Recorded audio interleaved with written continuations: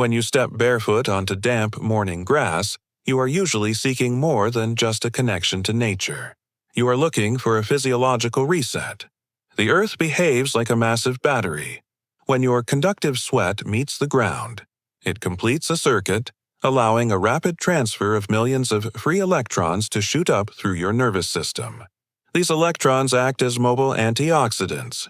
By neutralizing free radicals, they reduce the oxidative stress that keeps your endocrine system on high alert. Once that internal biological pressure is released, your body can finally signal the adrenal glands to lower cortisol production and quiet systemic inflammation. This electrical transaction is a documented exchange that offers measurable benefits to human biology. But while you are focused on the internal healing of your nervous system, you are often blind to the microscopic war zone directly beneath your feet.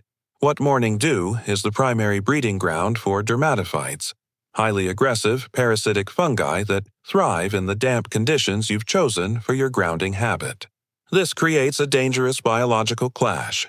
You are attempting to absorb healing energy, but you are pressing your skin directly into a hunting ground where these organisms actively search for a host.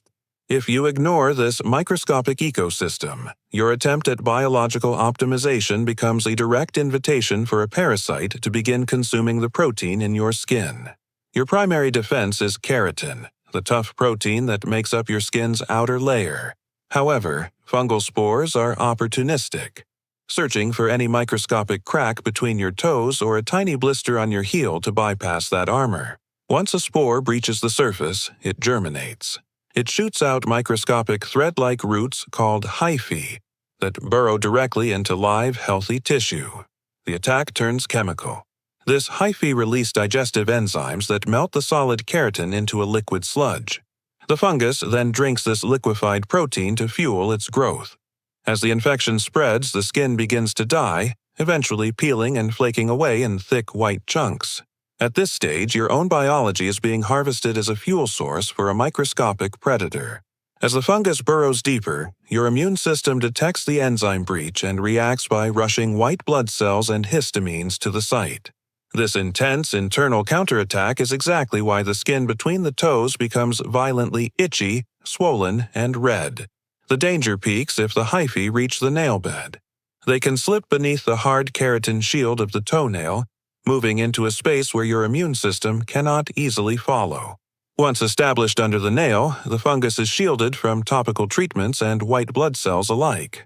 It slowly consumes the nail from the inside out, leaving the once healthy keratin completely thick, deeply yellowed, and visibly decaying. It is a bitter irony. Seeking out the earth for healing can lead to a long-term rotting affliction if you remain a passive host.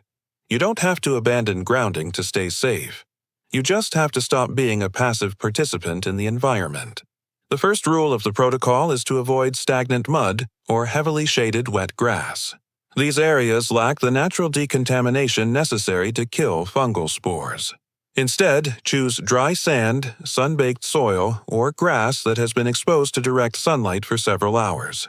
The ultraviolet radiation effectively sterilizes the surface of these materials. You still receive the same electrical transfer through the soil, but the biological threat has been neutralized by the sun before your foot even touches the ground.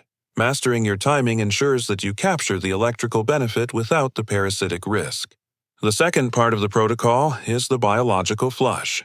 Within 5 minutes of finishing your grounding session, you must wash your feet, putting on socks and shoes without washing. Simply trap spores in the warm, dark environment they need to germinate. Use a medical-grade tea tree oil soap.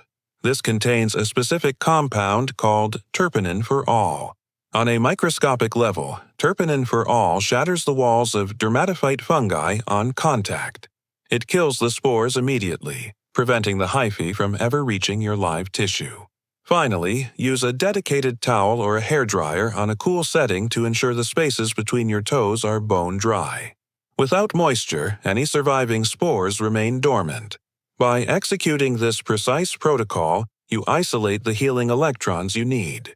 You manage your inflammation and lower your stress, all while keeping your dermal,